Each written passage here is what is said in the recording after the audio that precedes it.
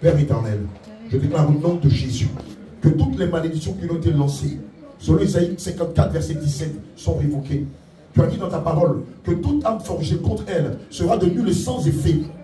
Et toute langue qui se lèvera en justice, tu la condamneras. Telle est la portion de ta servante.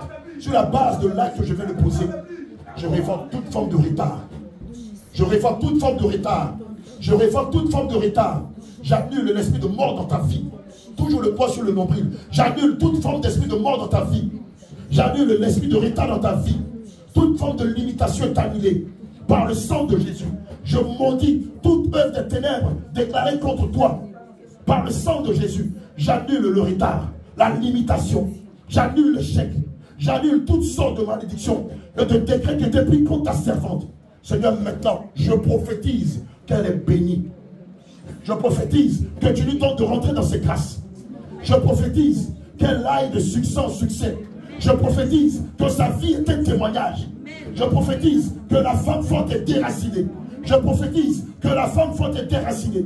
Je prophétise que l'homme fort est déraciné. Je prophétise que tout lieu que les pieds de ta servante foulent, je le lui donne en possession, comme tu l'as promis au patriarche Moïse. Que 1000 tombent à son côté et 10 000 à sa droite, elle ne sera pas atteinte.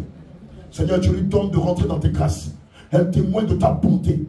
Seigneur Jésus-Christ, par mon droit d'autorité, je déclare qu'elle est bénie. Je déclare qu'elle est bénie. Je déclare que tu bénis sa jeunesse et tu bénis sa vieillesse. Je déclare que tu bénis sa droite et tu bénis sa gauche. Je déclare que tu bénis son lever et tu bénis, regardez, il y a comme de la fumée qui sort d'elle. Je déclare que tu bénis son lever et tu bénis son coucher.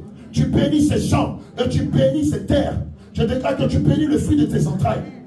Tu bénis sa jeunesse et tu bénis sa vieillesse. Pendant que vous êtes en train de déclarer cela, vous allez voir, les esprits qui sont accompagnés, les esprits qui la tenaient dans la captivité de la malédiction, vont commencer à sortir d'elle. À un moment, elle va vous dire, je me sens déchargé. Matthieu 11, l'étude dit quoi? Venez à moi, vous qui êtes fatigués, chargés, et je vous donnerai du repos. Comme dans le monde des ténèbres, ils ont eu à prendre son cordon ombilical et l'ont maudit. Vous faites le contraire. Vous bénissez. Vous bénissez sa vie. Vous la bénissez au travers de cette imposition des mains. C'est un secret que le Saint-Esprit nous a révélé. Alléluia. Acclame le Seigneur Jésus pour ça. Pendant que la Seigneur nous dit pour toi, qu'est-ce que tu as senti? Donnez-lui un micro, s'il vous plaît. Pendant que la Seigneur de Dieu t'a imposé les mains de cette manière, mais je vous en prie, les hommes de Dieu, ne venez pas mettre le doigt dans le nombril de nos mamans ou de nos filles. Amen. Je vous en prie. Amen. Les esprits d'Israël sont plus nombreux qu'en Afrique. Ça veut pas dire, on dit que l'apôtre Abraham a dit aux hommes d'imposer les mains au nombril. Oui, pendant qu'on priait.